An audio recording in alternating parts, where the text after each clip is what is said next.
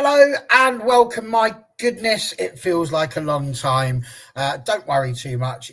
Don't adjust your television screens. This is just the sun. We don't see it too often here, but my goodness, it's hot. But is it going to be as hot as the list of people that Stu's got for us at our teams of the season?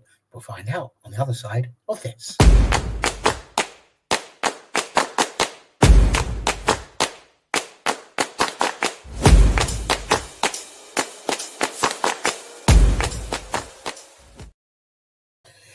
Yes, hello, good evening, and welcome. I'm going to do something that I haven't had the opportunity to do for some time, and that is to move myself just down here because today we have got a brand new host, and it is, of course, the inventor, the founder of Since 71, who has many times before come up with the team of the season, and we're absolutely delighted that this year he asked if he could join up with us and add this to his usual yearly award. So Stu, this is all you, my friend. I'll send it all over to you, and we are going to talk about the teams of the season. Go for it, Stu. What's happening? Well, thank you very much for handing me the keys to the Lamborghini of women's football YouTube channels. I really appreciate that. Hopefully, everyone that watches might have a little bit of awareness of Since 71, but if we're fortunate enough to get anyone that's not familiar, we are a women's football website named after the year that the ban on female participation was lifted, since 1971. And we've been going since 2018. It was a little passion project of mine. When I first got involved in women's football, I really struggled to find out about what was going on. There was little snippets here and there for the Super League. Yeah, it would have been the Super League, maybe the Lionesses, but there was really absolutely nothing else. It was a real struggle, even on official club channels. So I thought, well, I've got a background in blogging before blogging was sort of like a real term, at least in the zeitgeist. But we've managed to go from sort of strength to strength. We've amassed a really nice audience of followers. We're more about sort of like trying to hopefully grow it organically and sort of sharing the stories of women's football. And it just so happens that I seem to have landed on the National League levels of the women's football pyramid. For me, they're the best stories. It's the most entertaining. It's so real diverse when it comes to the sort of the background and resources of the club. So there's a loads of different stories. Some of them great, some of them slightly sort of heartbreaking and frustrating, because there's a lot of teams that have been sort of suffering with neglect. I mean, newbies, Blackburn Rovers will be able to contest with that. And I've always been interested in like the sort of special friendly thing. The Community Shield, the Charity Shield, as it were, was always a nice little curtain raiser to the season. But I've been a big fan of the North. No, it's the East West with the NBA, the Eastern All Stars against the Western All Stars, and I love the idea of that. I think that's fantastic. I like the idea. What's the rugby team collection of playing black and white kit? It's escaped me. Help me out, guys. If there's anyone in the comments can think, it's I'm wanting to say Trojans, but it's not the Trojans. It's the rugby. See, it's getting everyone together. So, getting back to my point, I initially started off as a North versus South, and I thought, wouldn't it be fun just to kind of, if we could have like a little curtain raiser to the start of the season, or where we could get a team of 15, 17 players from the North against 15, 17 from the South, who would come out victorious. And that was the first time we did it, and it was loads of fun. It was really well received by everybody, but we also were well aware that there's more than just the third tier in the National League, and there's a lot of good stuff going on within Tier 4. The development that's gone on since we first did it in 2020, 22, 23 is the fourth tier is almost like almost unrecognizable in some instances. So we branched it out. it's obviously very difficult. So I'm going to start talking about our rules of how we compile it now. To see the footage, it's very hard to get around because there's, oh god, upwards of sort of 50 to 60 football teams. And it's impossible to keep up to date with that. There's not enough hours in a week to do that, let alone a month. So we've drawn upon the expertise of almost every stakeholder that you can imagine. We're talking about sort of local press, local bloggers. We're talking about players. We're talking about coaches. Ourselves also, and for that reason, we've actually had some sort of quite sort of high profile within the National League circles, people getting involved on our panels. But out of respect for them, I'm not going to name them because they're talking about their teammates, they're talking about their opposition. But yeah, we've had some good ones, and the area I know I'm based in Portsmouth, so my area of expertise is the southern areas of the National League. Those are the games I get to see on a more regular basis. So being able to speak to sort of managers and players from the sort of northern areas and from the southern areas, it's been a really interesting insight. The reassuring thing is that they seem to match the teams that we had from the fans' perspective and the football writers' perspective. So it obviously means that generally we're on the right lines. The only rule we had with compiling the teams was that we're only allowed a maximum of 2 players per team in your starting 11, and you will have an extra one on the bench where you can have 5 players on the bench. We've not had any restrictions when it comes to formations. You can mix it up. Generally, I think all of them are either 4-4-2 or 4-3-3 because we want to try and kind of keep it sensible and keep it balanced. I put no rules. If you want to put your back 4 to be 4 fullbacks, be my guest. Generally, I think we do get a good bit of balance. There might be a little bit of imagination used here and there. There might be your favourite player in the world that's not included, and that's not because they're not worthy of being in a team of the season. The whole point of having these restrictions are much like when you do your fantasy football team at the beginning of the year.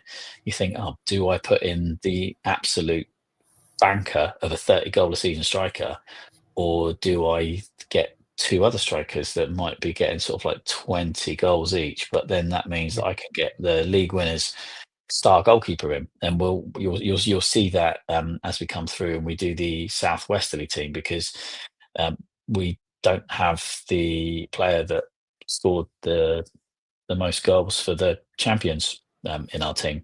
But we'll come on to that a little bit later. So I would really love everyone's sort of participation. So if you're watching this or you get to see it on social media, by all means comment. Keep it nice and fun because, like I said, this was all a game. And yeah, there are players that are worthy of being in a team of the season but have missed out.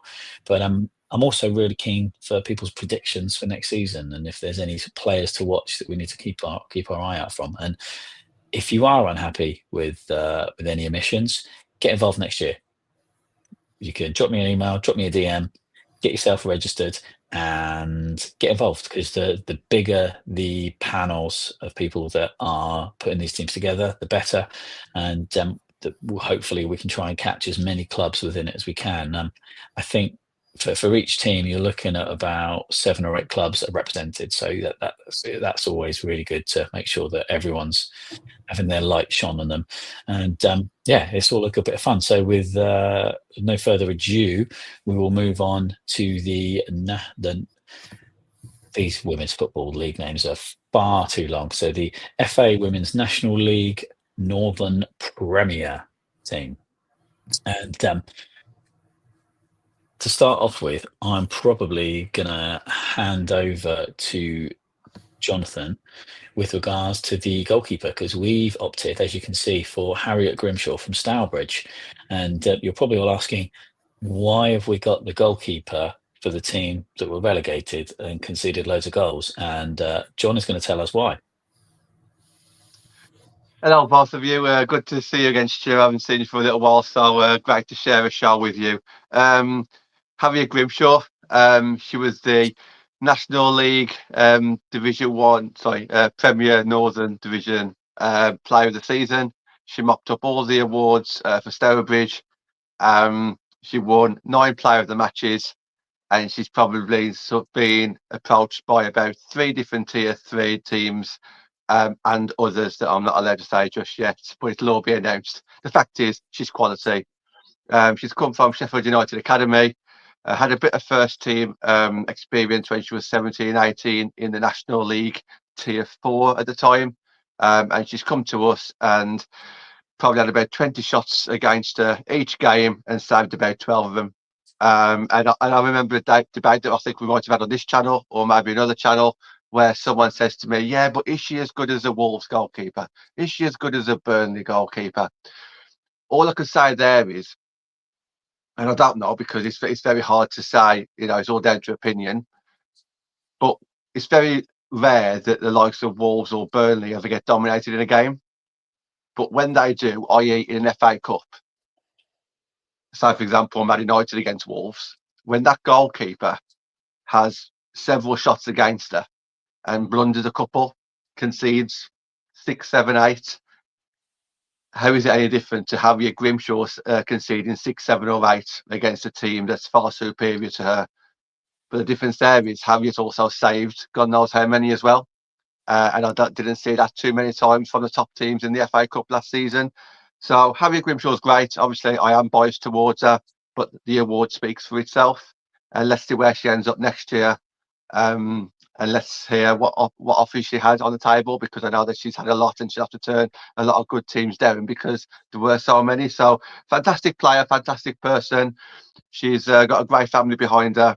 She's not got an agent because between her and her family, I think they're quite wise enough to know what's best for her.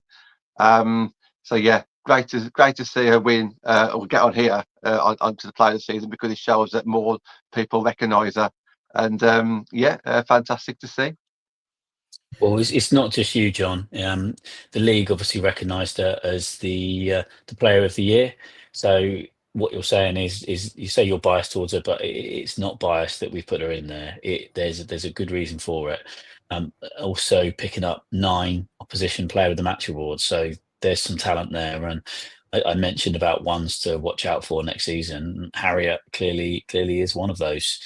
So when we put this team together, we opted for 4-4-2 in the end, and you'll in it. My other disclaimer: if I mispronounce the name, I'll apologise, because again, my expertise is sort of the south. But we've got a solid back line with Jessica Ravel in the back line, with Brianna McPartland. We've got 2 members of the Burnley defence in there, and they've had a very strong season. They're only going to get stronger next year. They are going to be a team to watch out for with Matt Beard in charge, if you haven't already seen that. So keep an eye on them.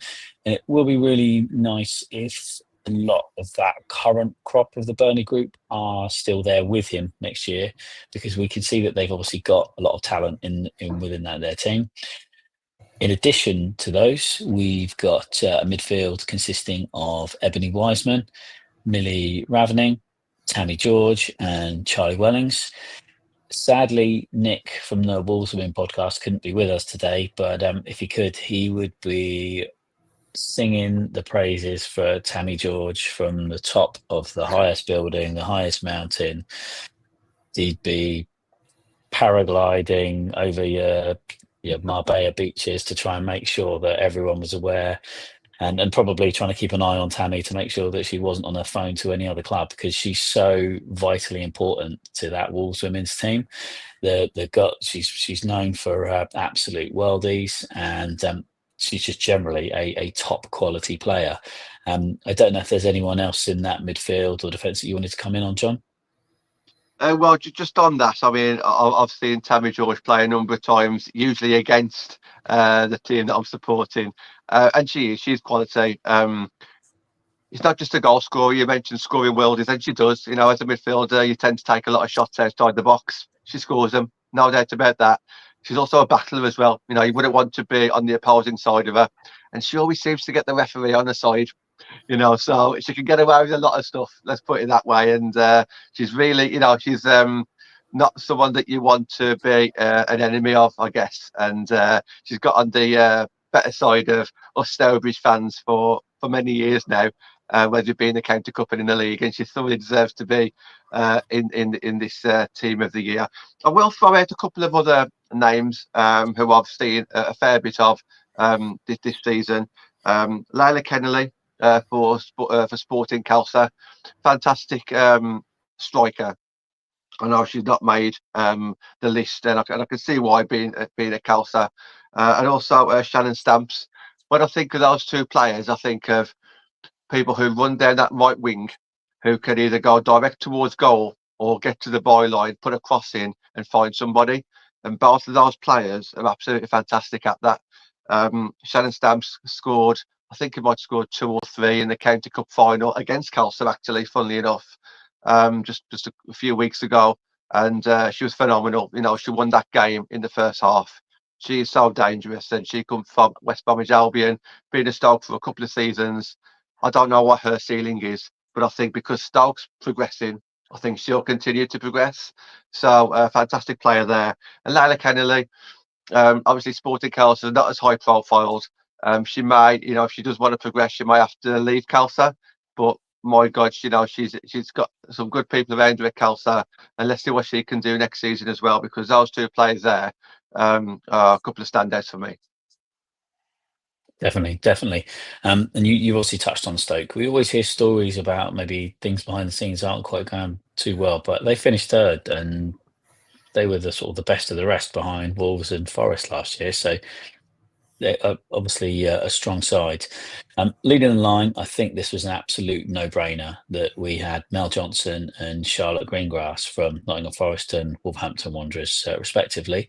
Both of them finished joint Golden Boot winners in the league, and I find it a bit strange how the league do it. You can score the same amount of goals in the league, but the Golden Boot gets awarded to the player who scored that many goals in the least number of games, and we'll come on to that a little bit later on. But you couldn't separate these two. Same amount of goals, same amount of games. Yeah, only one of them got promoted, but absolutely top quality. Mel Johnson is proven at championship level, so she was a bit of a coup for Forest, and hopefully she will continue to do the same in the WSL2 next year. On the bench here, so there's no more than 2 per team in that first 11, but we've got the capacity for extra ones on the bench. We've got Emily Batty from Nottingham Forest. With them going undefeated, we can't not have some sort of representation for the Nottingham Forest backline in there. We've also got Anna Morfitt from Wolves, Mia Parry from Liverpool Feds, Phoebe Warner from West Bromwich Albion, and Laura Elford from Burnley. I don't know if there's anything that you wanted to add on this team at all, Barry? Muted myself rather than unmuting myself. That was entertaining.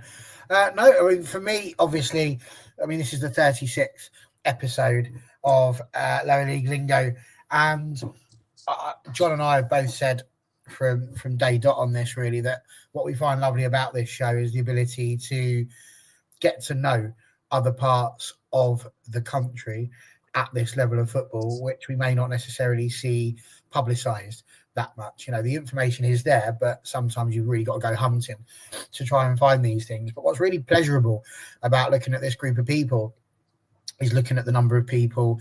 There's a good 3 or 4 there that I knew instantly just through some of the conversations that we've had, or seeing how they did on the TV, especially for Wolves playing against Manchester United, obviously. So Tammy George and Millie Ravening, obviously, with the 2 that you just mentioned there. And I think Millie Ravening was one that really did pop up quite a bit for us. And of course, as you said, Mel Johnson and Charlotte Greengrass as well. So some really good ones there. And it's interesting, and I'm pleased that you brought up what you did about the Stourbridge goalkeeper there, because at the very beginning you mentioned you can only have 2 players from each club in the 11.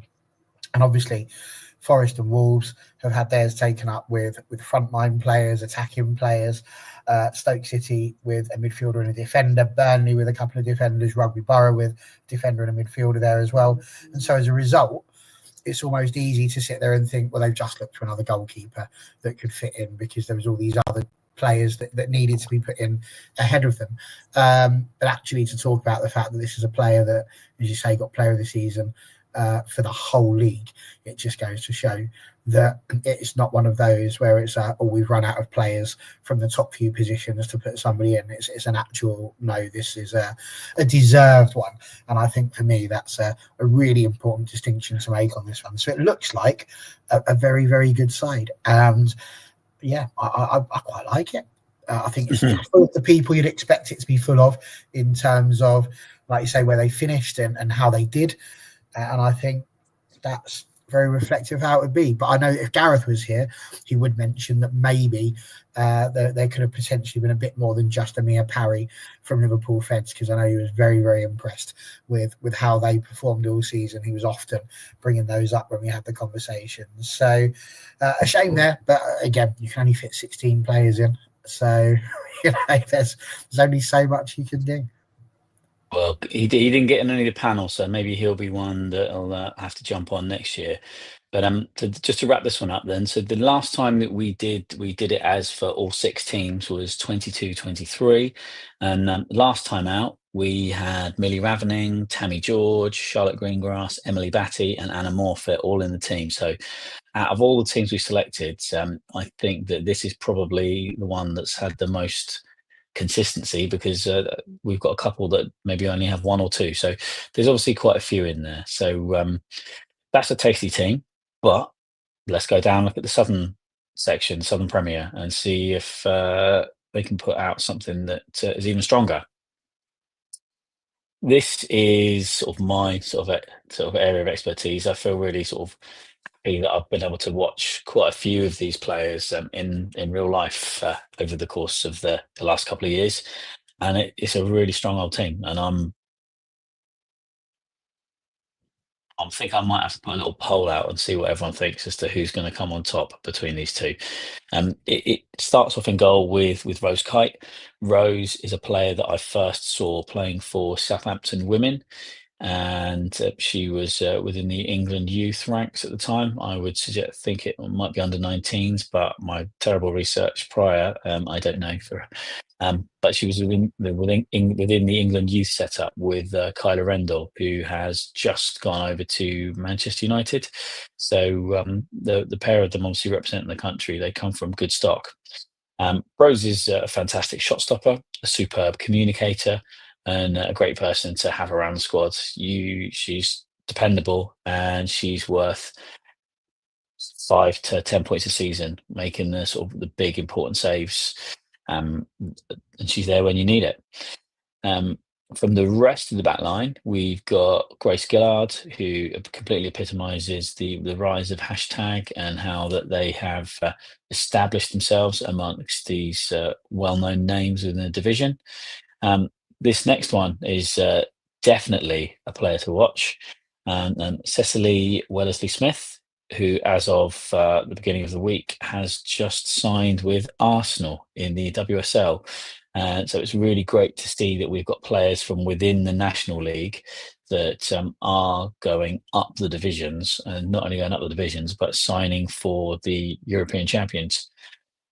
She's not just come out of nowhere. She's been representing England at youth levels, and by all accounts, she is the complete package. And it wouldn't surprise us to see her forcing her way into the WSL over the next couple of years. Whether she goes into that starting lineup, I very much doubt. I think there could well be a loan through to a WSL2 side. That would probably be the most sensible option. But those that know more about Oxford and Arsenal will probably be better to comment on me than that. In addition to Cecily, we've got Bo Jackson and Megan Chandler in the back line.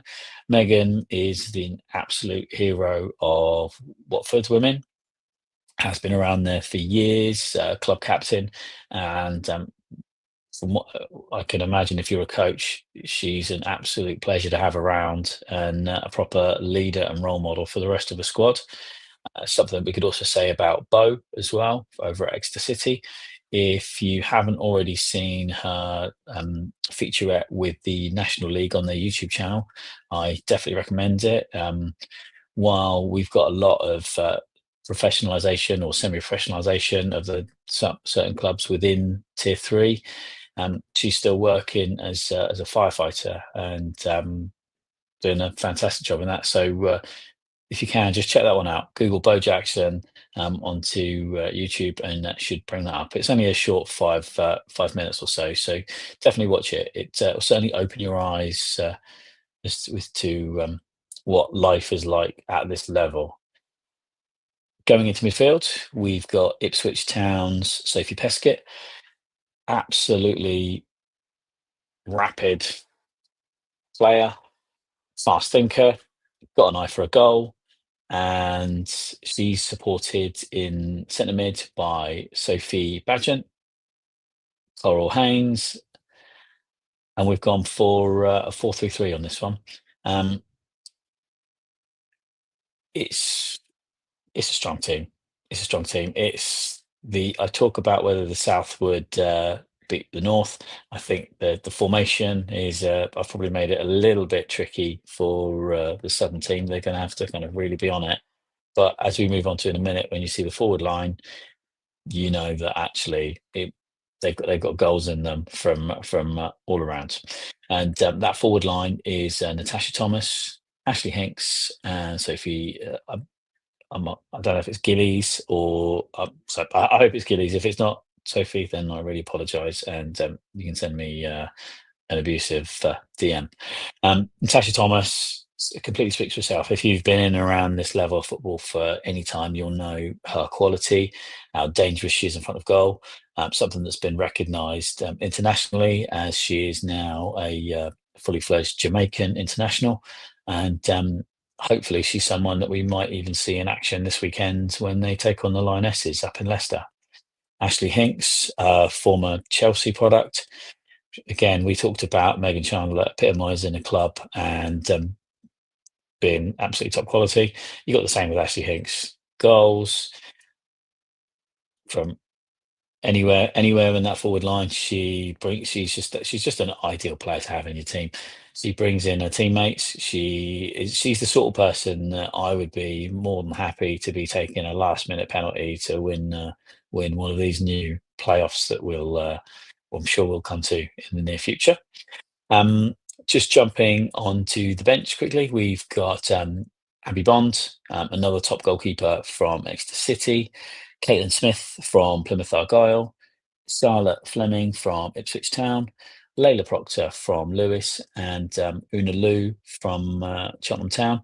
She is a young striker that I've seen in action when my Moneyfield side played Cheltenham in the FA Cup this year, and she is someone that I believe will be holding their own for a club in the upper reaches of the National League soon. If Cheltenham don't get behind their team with enough investment and they're still languishing around the lower half of the division, I could quite easily see her be snapped up by another club, because she's certainly one to watch. She knows how to find the back of the onion bag. And Barry, if I could come to you and get your views on this team and maybe the formation and how it might impact a potential game with that Northern side. Absolutely. I mean, listen, I think it's a really interesting side, as you mentioned, that's been put out there. You've already run through who's playing well. I think that's a reasonably strong defence. You're looking at, a goalkeeper. Again, for AFC Wimbledon, they didn't finish the highest, and there seems to be a bit of a running trend already in here that even though teams may have finished a bit lower down on the table, it doesn't necessarily mean that they don't have good players within their defensive lines. So that's quite a good thing there. Obviously, the four defenders, #United, runners up. Oxford United did really well this season. Exeter did pretty good. Watford, again, finishing third. So it's a bit of a mixed bag in terms of where you get your defenders from. But what I really like about this team is when you move to your midfielders and your forwards, because when you talk about Sophie Peskett being a midfielder, she scored the most goals in the Southern Division, full stop, in terms of FA Cup, all the cups, not the county cups, obviously, because full time doesn't enjoy including those for reasons that I'll never quite understand. But to score 27 goals in 28 games is quite impressive, with 10 assists and 10 Player of the Match awards. So I would argue potentially that the Southern team has maybe got the edge there in terms of nicking goals from midfield as well as up the top. I do think that maybe Una Lu might be feeling a little bit upset there, making it just onto the bench, because she did quite well in terms of goals this season. But again, having said that, you look at someone like Ashley Hinks, she's been banging in goals for AFC Wimbledon ever since I came into women's football. She's a name that I constantly see popping up for AFC Wimbledon. So, like you say, you talk about knowing where to put the ball in the back of the net. She's definitely somebody that can do that. I think, again, interesting with regards to Ipswich, you got Piskett and Natasha Thomas. You would want these sorts of people. Natasha Thomas, 21 goals in 29 games, so quite impressive from her as well. So you look at that as 48 goals just from the Ipswich side that went on to absolutely dominate, really, in the end. So very impressive. And another shout out there as well for Coral Jade Haynes, a superb player who has been all around. Obviously started off at Birmingham, but she's played for Spurs. I believe she was there at the time when Spurs got promotion in 2018 to move into the WSL. Then, of course, she was at Crystal Palace for quite a while, and most recently now back at Watford. But again, another player who you can often see on the Goal of the Month awards and things like that are coming up. So again, somebody who does know where the net is, and with an eye for the spectacular. So I don't know is the honest answer there, Stu. You look at them, I think my natural instinct is to go for the South, purely because I am Southern. So I have to have a little bit of bias here. And this is the first time in the history of this show that there's been more Southerners on the show than Northerners. So this is quite a moment, actually. It's usually me that's been outnumbered. So it's quite nice to see us taking the lead. But again, when you look at the performances of the teams in the North, they've done incredibly well. They've got a good number of points there. So I think I'm going to have to sort of sit on the fence here and say it could be a sort of a 5-5 draw. So it'd be very entertaining, but it's only going to be won by the odd goal, perhaps by a little bit of magic. Well, as I say, I'll get a poll out on social media. We'll see if we can get a definitive answer on that one. John, I know that you've still got a bit of knowledge around this team. Do you have any comments on this side? I'm glad that you picked up on Una Lu, because that's the only player that I think I've seen play this season. Obviously, being up in the north, Cheltenham played, I believe it was Leicester Academy in pre-season, and Una was playing that game. And because I know the former assistant manager there, I followed Cheltenham quite a bit throughout the season, and you're absolutely right. She did bang in a load of goals, and but I guess what the thing there is, so did many of the teams who finished in the top 4. So I completely understand it's difficult to kind of put someone who finishes 9th, was it in the league in the end, 9th or 10th, to kind of fit them in there. But it's good that you did actually reach out and get some of those players in, because she's a quality player. I haven't seen any of the others play. Obviously, I've heard Barry talk about them, and I follow a fair few of them on social media. But no, I can't really say if they're better than anybody else, because I think that's unfair to say. But what I would say is, looking at the stats and hearing what you guys are saying, it's a very strong team, isn't it?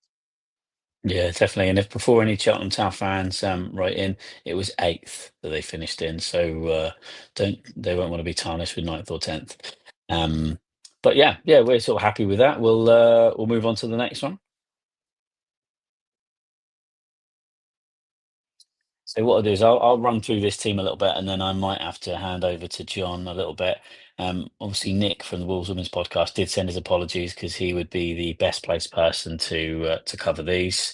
But in goal, we've got Emma Bradley from Cheadle Town Stingers, and that's a story that Barry will probably be able to bring us in on. And it's one of the best ones of the season for me, to be honest. It's something to be celebrated, but also slightly heartbreaking for them. As I said, we'll come on to that. In support of her, in front, we've got Ellen Packham from Middlesbrough. Beth Ibbotson from Huddersfield Town, Grace Mackey from Durham Sestria, Shauna Legg from Leeds United, and in midfield we've got Lauren Robson from Middlesbrough, Jess Brady from Stockport County, Charlotte Stewart from Huddersfield Town, Ocean Rowlandson from York City, Amy Woodruff from Leeds United, and Imogen Portis Williams from Cheadle Town Stingers. So before we move on to the bench, Barry, you're very well placed on because you've been following the league quite closely. Cheadlestown Stingers promoted to Division 1 North. How was their season? Again, we've mentioned already how having this throughout the season has been incredibly helpful. Again, if Gareth was here, he would be, I'm sure, crying tears of absolute joy and pride at just how well Cheadletown Stingers represented the North, particularly. They're a side that, as you mentioned, have only just sort of come up and from Tier 5, and to finish joint on points with a team like Middlesbrough, I mean, it's night and day. You've only got to look at the names. And I find that with women's football, it can be a very difficult one, because if you come at it from having spent a lifetime over on the men's side, you'd look at that and you go, well, of course, Middlesbrough are going to finish above Cheadletown Stingers. I've heard of Middlesbrough. I don't even know if I could point to Cheadle on a map. So you'd have that conversation. But in the women's game, you get some of these teams that perform incredibly well, even without having particularly well-known men's sides to latch onto. And I think that is such a wonderful positive and plus of the women's game. And for them, absolutely superb. They actually won more games than Middlesbrough, which is quite something, only by one. But it was the 3 draws more that Middlesbrough managed to get by losing just the one game. The goal difference was pretty close as well. It was only by 5 goals, and it could well have been at the end of the season that Cheadletown Stingers were just going to nick it, but they required a bit of a miracle. They needed to be filed by a considerable distance at the end of April. They did win, but they only won 2-1, which obviously wasn't quite going to be enough. Middlesbrough had won 3-0, but the reason why we mentioned Fylde in that one is because obviously Fylde finished bottom of the table with a pretty poor goal difference in the grand scheme of things. So, yeah, it's a bit of a shame. I think deep down, we all love an underdog story, don't we? So I think all of us were sitting there and pulling for Cheadletown Stingers to do incredibly well. And you don't really want to see another team get bopped. But on this case, I think we did want to see another team get bopped, just because that would have been an unbelievable story to see the likes of Cheadletown Stingers make it into Tier 3. So sadly, not to be this time, but what an amazing platform that is. I mean, I would imagine if you're playing for Cheadletown Stingers right now, you're pumped up, looking forward to next season. And if you can maintain someone like an Emma Bradley in goal and an Imogen Porteous Williams, I feel like you are looking incredibly good going forward there. I mean, just looking there at what Imogen managed to do, 16 goals in 28 games. She was player of the match 4 times. I'd say pretty amazing. So a brilliant story for Cheadletown Stingers. Cheadletown Stingers, yes, that's right. I thought I said it wrong then for a second. So yeah, superb. Really, really proud of them, and I think they can be rightfully showing off the positions they're in, and to have 3 players make it into the top 16, well deserved. Arguably, their biggest frustration was that they actually took on Middlesbrough on the opening day of the season, their baptism of fire. And I think they'd probably argue that if that game had been further on into the season, once they'd acclimatised into the division, that maybe it could have been a little bit different. But only finished 1-0 though. Stephen, then still very close.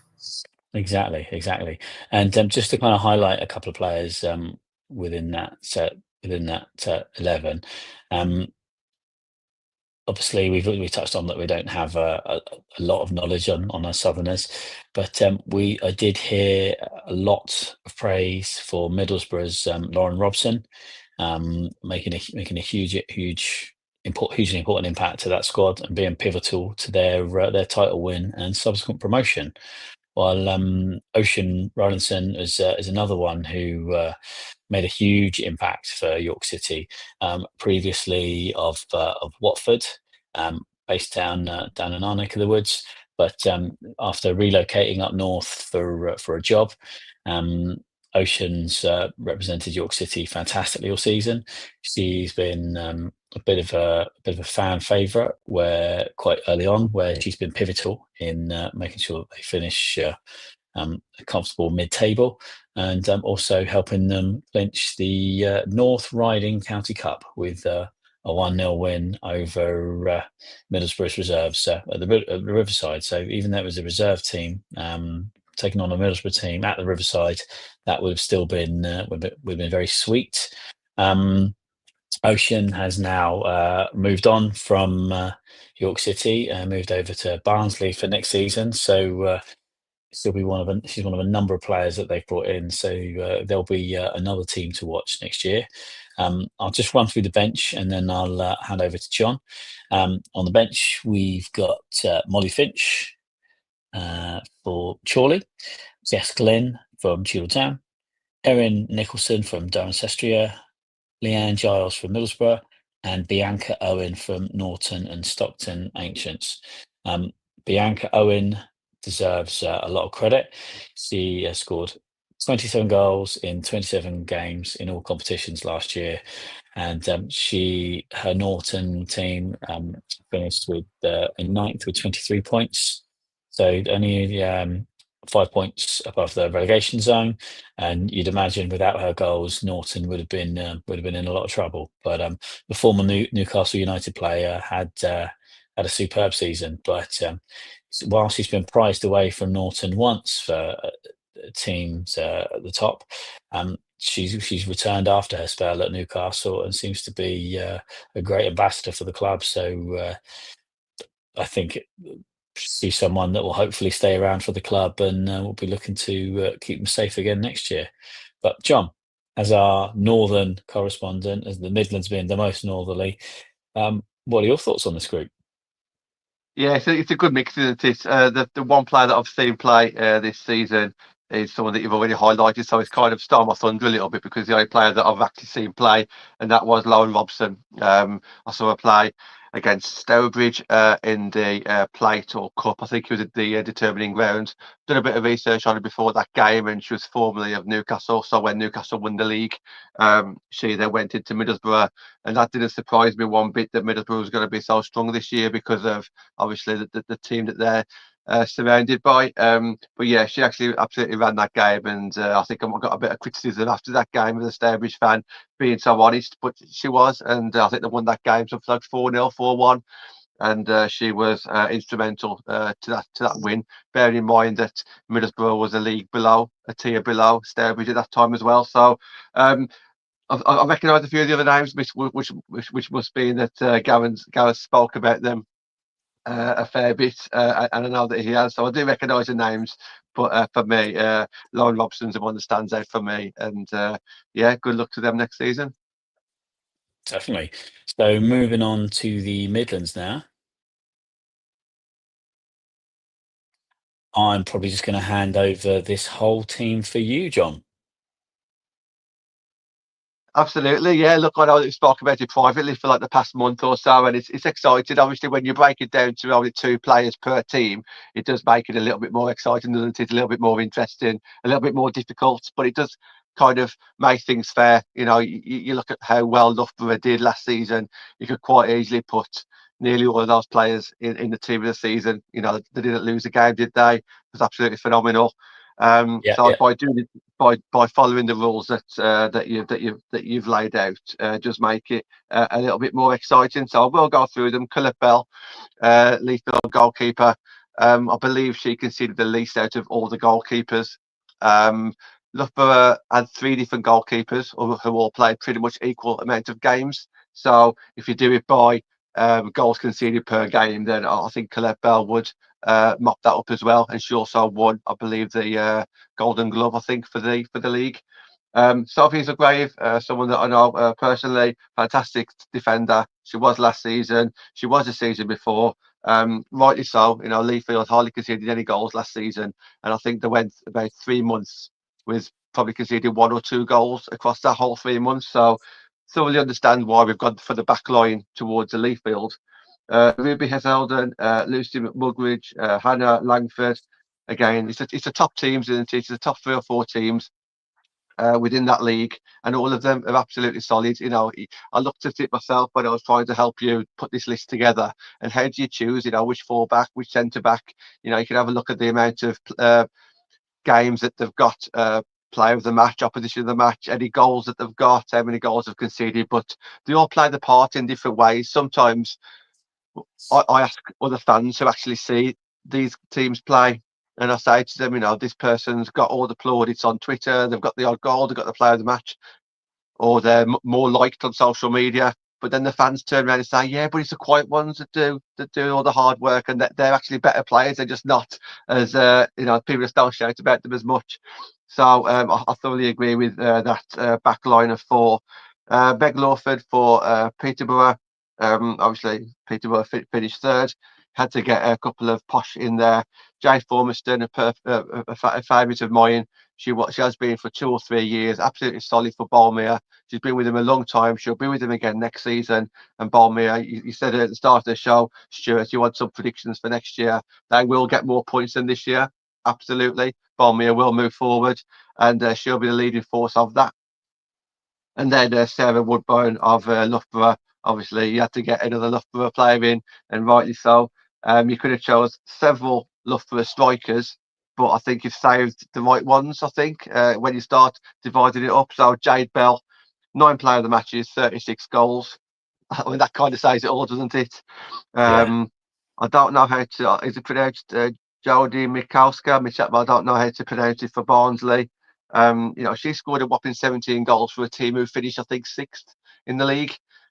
Several player of the matches, I remember her name being around a hell of a lot. And then Kia Perkins, you know, I suppose that's a debatable one because we know how good Kia is.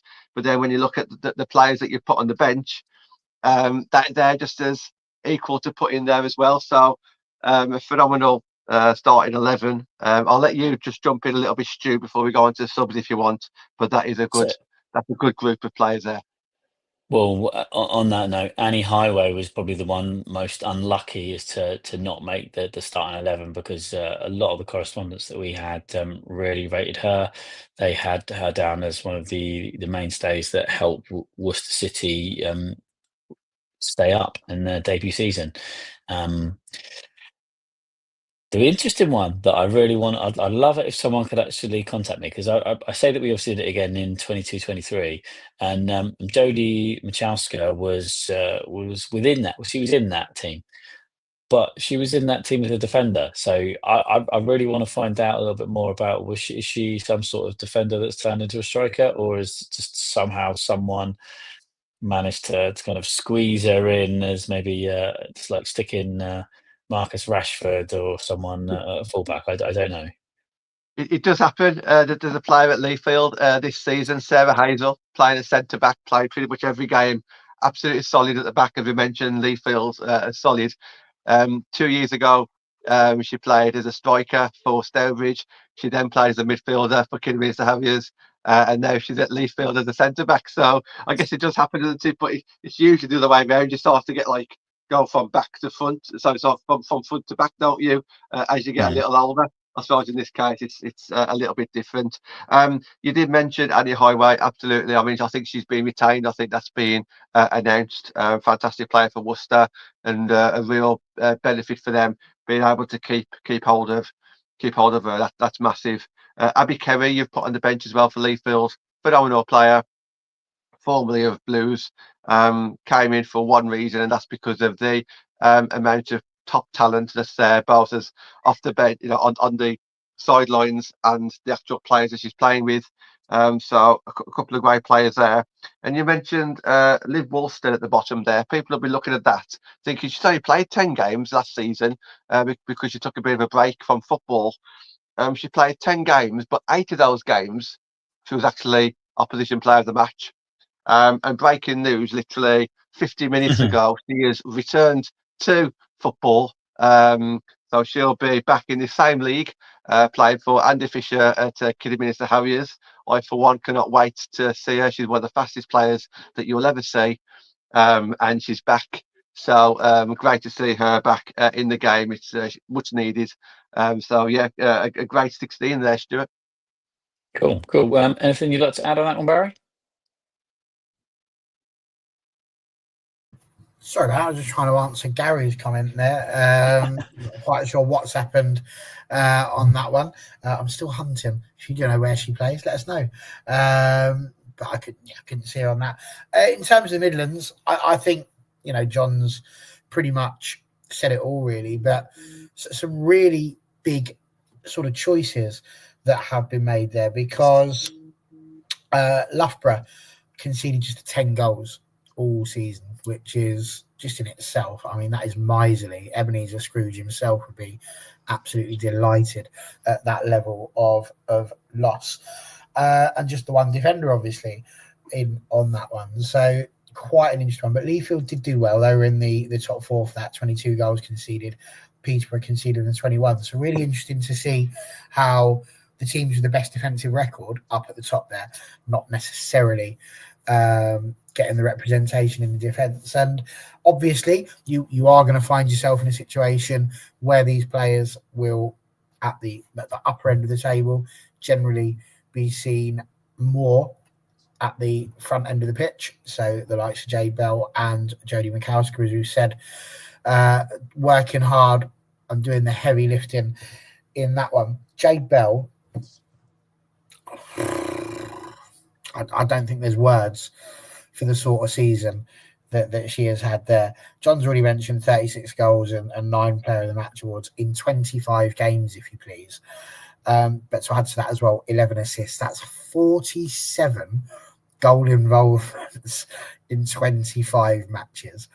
Now, I don't mean to be flippant when I say this, but if that was Messi, it'd be all over the front page of every single newspaper in the world. 47 goal involvements is just ridiculous. So Jay Bell there has absolutely nailed it. And again, this is for a team that just about finished second, because Loughborough were well ahead in the end for that one, and Peterborough just off the edge of them. So a bit of a shame for them, because they worked incredibly hard this season. But I think other than that, the big things, Mikowska, as we said, done incredibly well. 8 Player of the Match awards for her. So, she was incredibly good in the 22 games that she played throughout the season as well. And of course, the captain, Kia Perkins, there for Peterborough United. Pretty good sort of goal return from her as well. 10 goals in 25, 6 Player of the Match awards. So I think just looking at it that way, it's a pretty good team, isn't it? To be fair. And I don't know if we're having the same sort of, if we had a little mini tournament as you sort of see with these four as to who would win that. But I tell you, you've got to fancy any team that's got Jay Bell in it at this point, because my goodness, what a player. Definitely. Gary, find an answer to that one and update the corresponding article. I feel like someone's done me over in the panel, and I've trusted it. So we'll look into that one. But yes, so obviously we've got just been 50 minutes, and here's me worried that we might not have like half an hour's worth of stuff to talk about. So we'll try and get a move on, so that I'm sure you guys are probably desperate to get your dinner. So let's move to my neck of the woods, the Division 1 South. Okay, well, I was going to say Southwest, but we'll do Southeast. Okay, so that is still kind of my neck of the woods. Okay, we'll do Southwest. Thank you very much, Barry. I can go wherever you need to go, Stu. Well, I must admit, when I wrote it up, I prioritised. I know it does tend to go Southeast and Southwest, because you would go clockwise, but because I had a little bit of control over this, I threw the Southwest a little bit higher. Full disclosure, I work as the head of media communications for Moneyfields. So I've been able to see quite a lot of these players. What I lack in knowledge on the Women's Super League and Championship these days, I gain in this division. This division was the AFC Bournemouth show, as it should be. I believe that they didn't have a budget effectively, but don't cry that they didn't have any money. I think it's they didn't have a budget because it's a case of, right, what does the manager want? Okay, cool, right, let's make it happen. And after what they would have been a disappointing season for them last year, he made it happen. They won promotion with dropping only 2 points in a draw with Swindon Town towards the end of the season. So the plus goal difference of 93. So this could all, if you weren't careful, then this is why we did the maximum of 2 players. If you really wanted to put the team of the season, you're going to end up finding there's going to be 5 to 7 former players, and we don't want that. We want to keep it fun. I touched on earlier the how there might be some people might think there's a glaring omission. You had the Golden Boot winner Jenna Markham omitted from this team, although I will say that while she was awarded the Golden Boot, Shannon Albury at Moneyfield scored exactly the same amount of goals, but the league, instead of doing it as a joint Golden Boot, they awarded it to Jenna because Jenna played a handful more games less.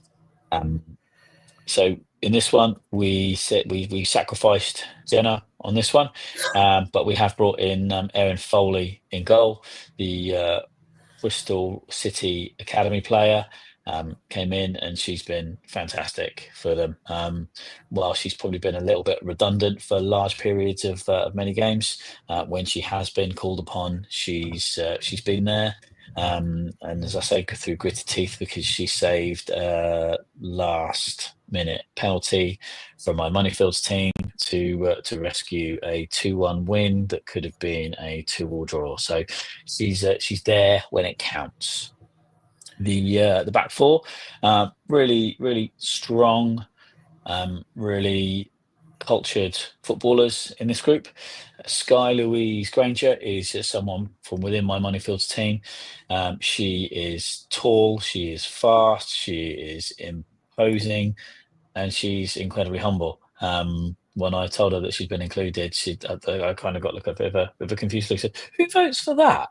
And I said it, a lot of people, and your name crops up a fair bit. So take that compliment. Next up would be Danielle Rowe from Worthing, who, another hot off the press, early this evening has been announced as a Lewis player.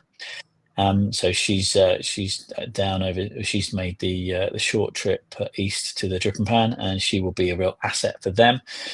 Danielle was a former player under Jay Sadler at Portsmouth.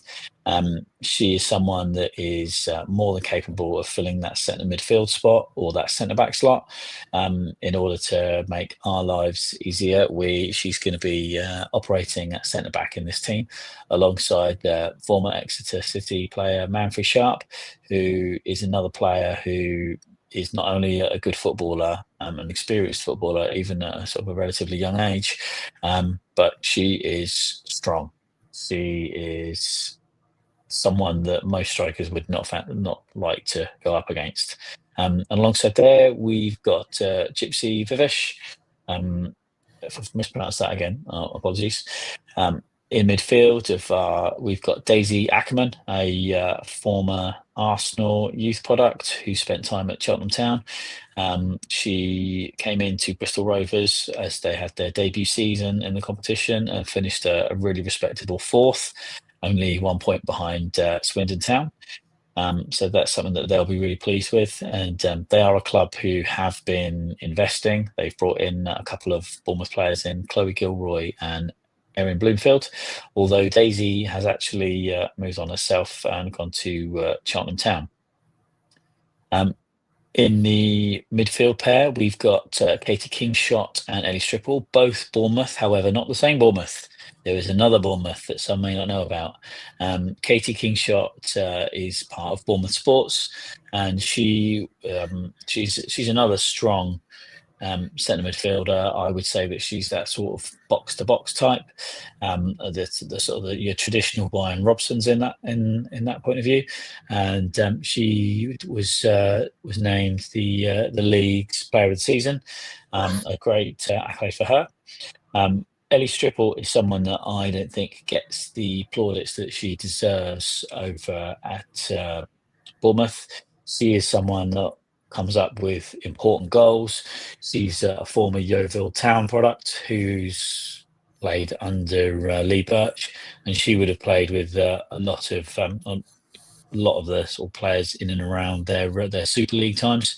Would have gone through the heartbreak of Yeovil Town going bust effectively, or being stripped, but and being reborn as Bridgewater United.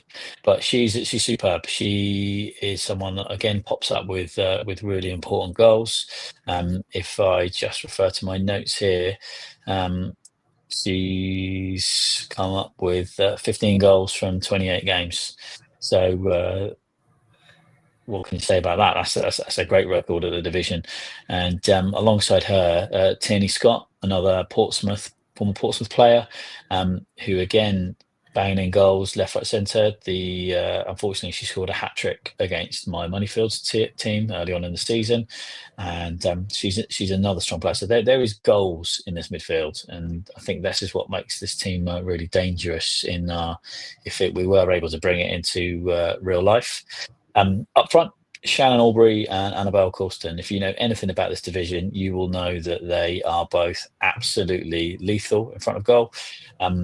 Shannon ended the season with 31 goals in 33 games for Moneyfields. We've been going since 2017, and she's where I manage the stats, she's just been going further up, further up, further up, further up, and she's now our joint 5th top goal scorer ever. She's managed to do that in one season. So but if she gets just that one goal, that puts her up into 4th, and with a couple of the players that are above her moving towards the end of their careers, there's no reason to think that what she won't be pushing for that top accolade potentially next year or the year after. So I'm happy. That's a really strong old team with lots of goals there. Offering some support on the bench, we have got Caitlin Prairie. If I butchered that, then massive apologies. Harry, you can get into my DMs and correct me on that one.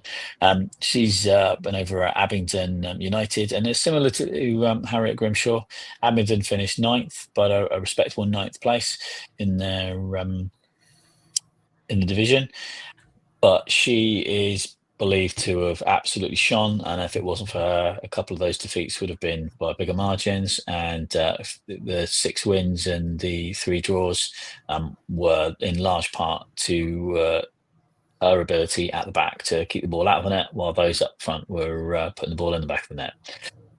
Abby Jones, another one from AFC Bournemouth, captain.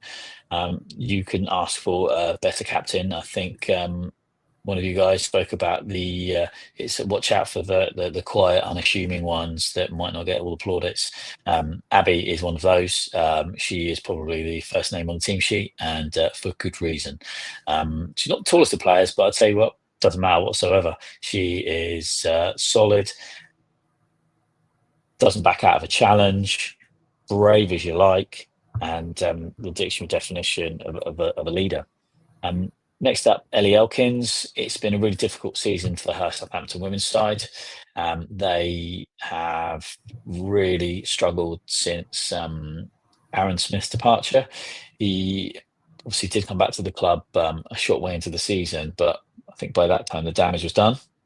They are a club that are going to be looking to rebuild, and hopefully we can see them come back into the division, because they've been an absolute staple of the National League for a long time now, with Blackburn boss Simon Parker, Fran Alonso, who previously been assistant for Everton men, and they've got a rich history that we won't touch on today, but hopefully many will know about. I think it's only Arsenal have won the FA Cup more times than this club, so it is a club that I'd like to see coming back to the National League at the first opportunity.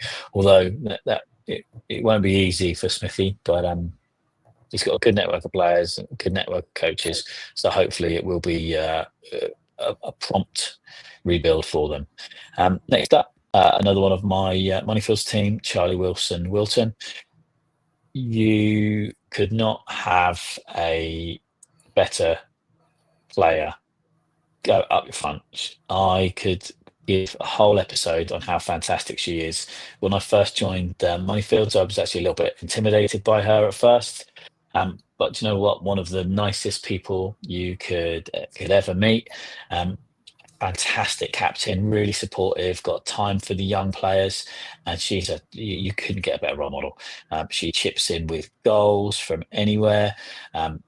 She she is flirting with retirement, and it would be a huge loss for Moneyfields because she epitomizes the Moneyfields DNA that we always talk about within the club, that never say die attitude. We played Portsmouth last season in the National League Cup. This was in their championship winning year. They won 7-1, but at no point was it was Charlie ever beaten, and she actually went through to she scored our goal, which was an absolutely fantastic first touch with her back to goal, spin and finish across the offensive goal. She never gave up, and she's a fantastic player. Completing this squad is Megan Jarvis, another one of Bristol Rovers players.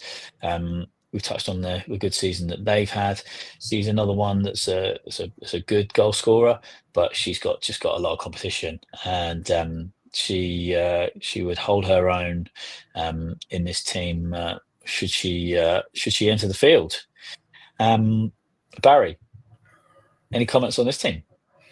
Well, I mean, like you say, first of all, you've got to give the kudos to Bournemouth. They did, in the end, run away with it. It was like watching Usain Bolt against me in a 100-meter race.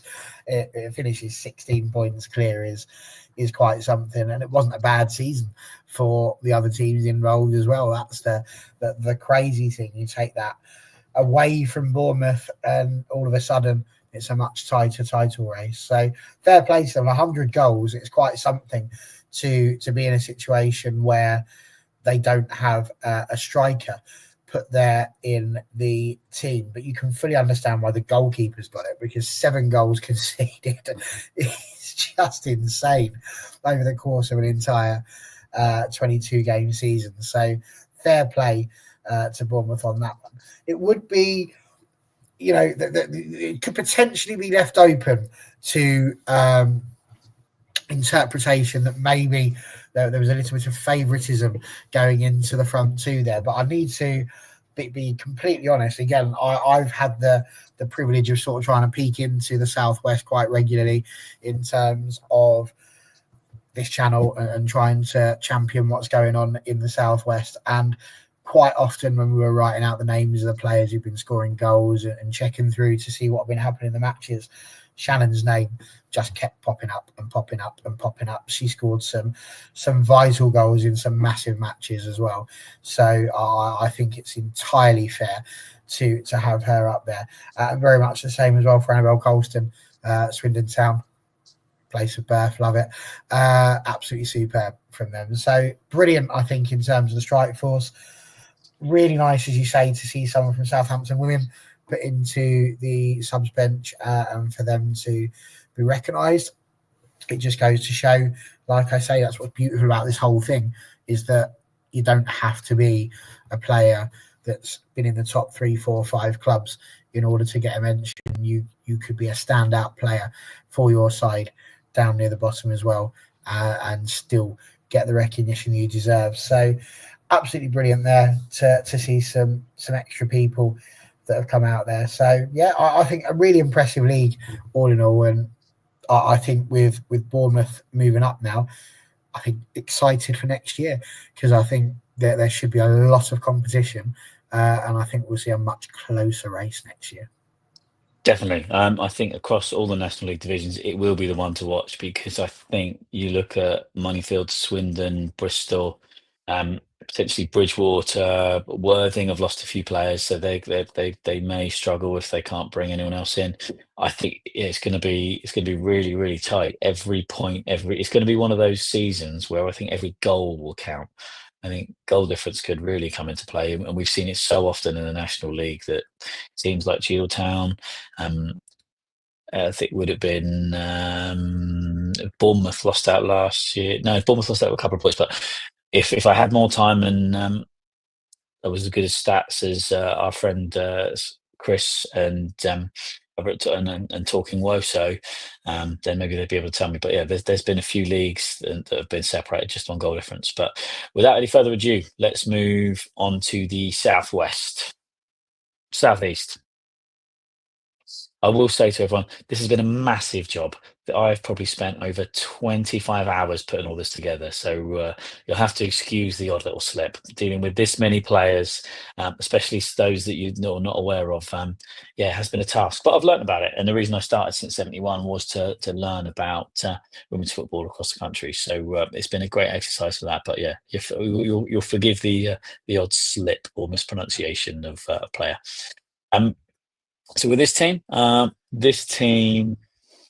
it's got some really likable players in this lineup, I think.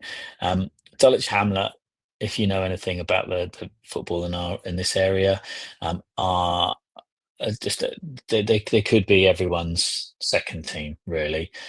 They play fantastic football. They do everything on and off the pitch the right way. They're huge within their community. They are massive advocates for supporting sort of minorities and really making a home for LGBTQ plus supporters. I can't sing their praises enough. I've been a previous sponsor of one of these players, and I wear her shirt with pride. Although I say her shirt, I don't think it's her shirt because she's certainly not going to be wearing a large size. But it's got her name on the back, and I wear it with pride. But we'll come on to Asia Harbour Brown shortly. But behind her will be Saskia Reeves Priestley, who is the goalkeeper from Dulwich Hamlet. Just a generally solid goalkeeper, one that is really consistent with important saves. And she's had to make plenty of them over the course of the season.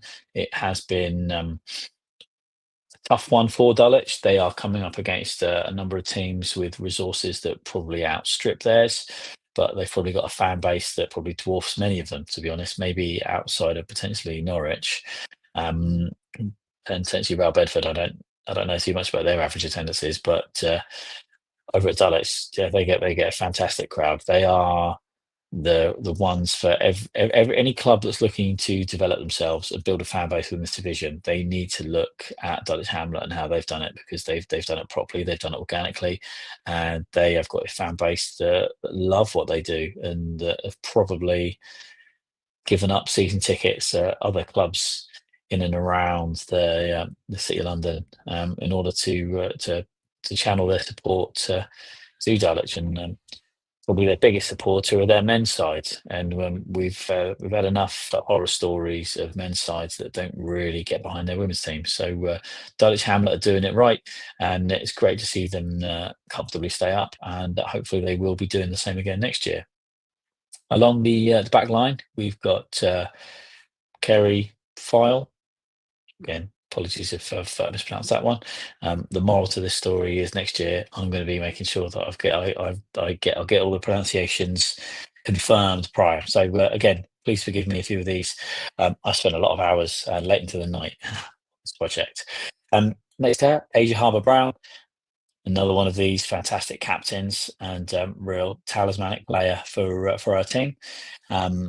Next to her, we've got Mara Bramwell, then Lauren Thompson, another Canary making up the back line. Gemma Biggerdike from Real Bedford. And obviously we'll talk about Real Bedford's achievements shortly. Courtney Ward Chambers at QPR. Courtney is a player that has overcome a whole host of adversity within her playing career, and she's another one that if you get yourself on YouTube and give a little Google, I know that there's been a short feature on Sky Sports with her. She's a lovely person, and actually fully deserves to be in here for a footballing ability, and it's great to see her on the pitch been able to get plenty of minutes consistently over the season. Next to her, Eva Hubbard from Cambridge United, Otisha Charles from Chatham Town. We have Abby Bedstead from Real Bedford and Gemma Fraser from Chesham United leading the line. I sort of the one that I would highlight here is Otisha Charles. She's come down from Billericay in the league above, and Otisha has just been an instant favourite for everyone involved at the club. She's an international player, and you can see why when you kind of get to know her. She's got a sort of great work ethic, demands the best from all of her teammates, and she will make sure that the standards are raised throughout the team. I'm just referring to my notes here. She's picked up 9 opposition player of the matches, and that's testament, to be honest. Normally the opposition, when they get beat, they like to go with the goal for the opposition's goalkeeper out of spite, but it's great that they're recognising the achievements, probably through gritted teeth after she's taken the fullback apart for the game. And they've had a decent season at Chatham. They finished 3rd, 6 points behind Real Bedford, but it never quite seemed like they were really in the title race.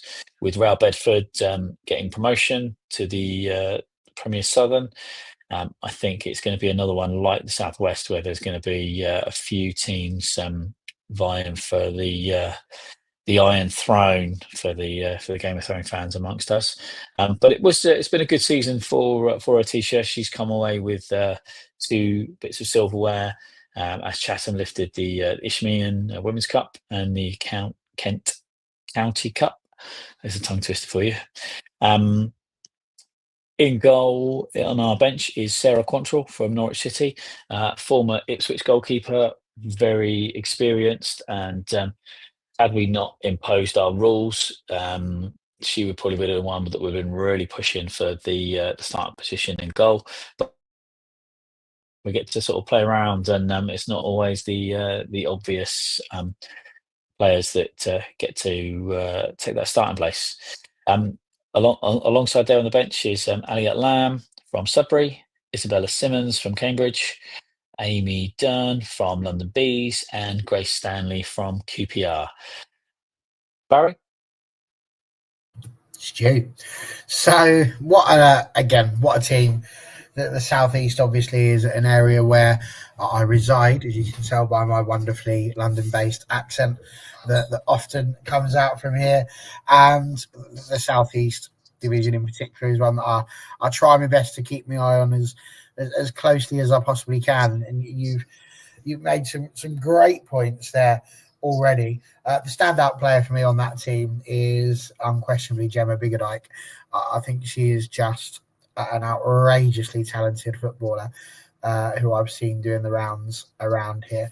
And now, obviously, with the promotion, an opportunity for her to ply her trade in Tier 3, which I think will be quite a thing. Now, Real Bedford obviously just came up from Tier 5 last season. They were in the Eastern region, which is the league that I work in, and they ran away with the league. They obviously made a lot of changes. They took some of their players and sort of got rid of them. We took one of them, Gemma Croucher. She came on and they did incredibly well for Stevenage. But they've got a very clear vision, Real Bedford, of how they want to progress through the league, both in the men's game and the women's game. And incredibly interesting to see how they've gone about doing that. And obviously Abby Benstead, a superb addition to the side there, and the second highest goal scorer behind Gemma Fraser from Chesham United. And I think that the fact that somebody from Chesham United, can I just point out, that's finished 10th out of 12 teams. Yeah, here we are. They had a negative 49 goal difference, but she scored 22 goals in 24 games in total, and that's just outrageous. I mean, you'd feel a little bit sick, really, wouldn't you, to have netted that many goals, but to still be in a situation where you only just, the 2 teams that went down were never really in danger of troubling the teams above them, but they certainly were holding up the rest of the pack. So superb there from Gemma Fraser. Again, looking at the defence, really interesting. Dulwich Hamlet finishing in 8th. 28 goals conceded for them during the league. Very interesting to see, though, that Norwich and Actonians are making up the defence along with them, with Norwich conceding 17, Actonians conceding 24. Chatham and Real Bedford had the best defensive record in the league, 14 and 15 goals respectively. But obviously, we are seeing some of their players higher up. So Tisha Charles for Chatham Town doing quite well in terms of going forward and being a midfielder. But defence, I'd say it is a good defence. You know, if you're picking players effectively from the top 4 defences in the league, you're probably going to do fairly well. So I think some excellent stories in terms of how these players have got on. And it was quite a tight league, you know, Real Bedford, Norwich City, very, very close. But as interesting as it was going down the bottom, I mean, it was only 6 points that separated second from fourth in the end. So some people that I would potentially shout out, somebody who's probably a little bit disappointed not to have made it, would be Millie Isherwood from London Bees, a player that I've got the utmost respect for, seen her play a few times. Absolutely brilliant and excellent exploits in the FA Cup this year as well. But obviously Abby Benstead and Gemma Fraser just squeaking her out of that one. So this, I think that the South East did us proud this season. It was a hugely entertaining league with some great players plying their trade. The Real Bedford players now obviously will get the opportunity to go up to Tier 3 and see what they can do. Ashford Town, London Seaward will drop down and contest the London and South East and of course the Eastern region. London Seaward changing their names now. Actually, they're going to be, I think it's Athletic London or something. Yeah, like or that. London Athletic, one of the two. Indeed. So that's what they're going to change their name to in the Eastern region. So that will be fun. But yeah, I think other than that, a very, very good season. And again, a cracking team. So I do have to say, Stu, congratulations and well done to you for putting the effort in and getting all of those things put together. Thank you as well to everybody who got involved and voted for these players.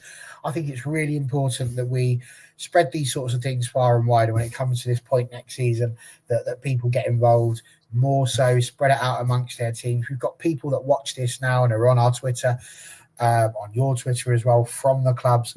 And it would be lovely to see these sorts of things getting pushed out more and more so that other clubs can get involved and build up the votes, because genuinely, you know, visibility, I think, is just so important of these sorts of things. And these players work incredibly hard, just as hard as some of the teams that you see above them. I think it's a really, really good thing that you've done to be able to shine the light on the 72 as they are. So well done to you, sir. Much appreciated. What would you like to say to finish us off? I am going to come in and for Gary, he's basically spotted a typo for myself. It looks like Anna Wilcox from Boldmere is in it. Lucy Mugridge, it looks like she's left Peterborough last season or beginning of this season, and I don't know if she's playing anywhere else. So it's Anna Wilcox. I will amend the graphic to make sure that's represented when we share it on social media and later on. But yeah, as I say, I've spent over 25 hours doing this, and the majority of it, as I've got 2 children, have been done at the late hours of the evening. Normally away from my laptop at this time of the evening, so you have to forgive me on that one because there's a lot of names that I'm not familiar with. But it's been a bit of fun. It's been good fun. And just to reiterate what Barry said, thank you to everyone. Next year, if we can make it bigger and get more people involved, it would be fantastic. We will hopefully get a few more people that can proof the teams as before we put them out as well. So it would all be appreciated. I'm mindful that it's been an hour and 25 minutes, and I said to Barry, hopefully we'll have at least 30 minutes worth of content here. So I don't want to take up any more of your time. I want to thank Barry for being my stats man. Coming in with those has been fantastic. It helps justify some of our selections. I welcome interaction. I welcome DMs. Let me know what you think we got wrong and who we need to watch next year. Because let's try and make this competition bigger, better, and support your local National League club. They appreciate it. and not only support them by just going to watch them, get involved. Get involved. It's brilliant. It's I gave up a Man United season ticket, getting involved with Moneyfields, and I've never looked back. When I talk about my team, it's Moneyfields. It doesn't matter how Man United do or England do over the weekend. If Moneyfields win, I'm absolutely over the moon. It's a great place to take my daughter. A lot of these clubs are very welcoming of their young fans, so do it, make it happen. Barry, thank you much for giving me the keys. I've been out of my comfort zone, but hopefully I haven't disgraced the channel, and hopefully you haven't lost subscribers. Yeah, it's been an absolute delight. There's been plenty of people watching. Thank you to those that dropped in a comment. Thank you to those who've just come along and watched and enjoyed seeing the names coming up. Big thanks to John. He dropped off because his battery went, so that happens. And Gareth, we miss you. We hope you've enjoyed watching your teeny bopper Tate McRae or whatever his name is. And we look forward. Oh, to he? I thought. Thrown it out there. Is it bad? I guess there's probably a ton of people that know Tate McRae is, but maybe I'm old and I don't. Although I've not got a clue. Maybe it's a badge of honor. I don't know. We'll find out from Gareth next time round. Yeah, definitely. Yes. Anyway, superb. Thank you. We will see you all the next time Lower League Link goes on. Obviously, for us as a channel, we've got the Euros coming up, and we will be all across that throughout the month of July. So keep it here. We'll be back. Thanks again, Stu, and we'll see you all next time.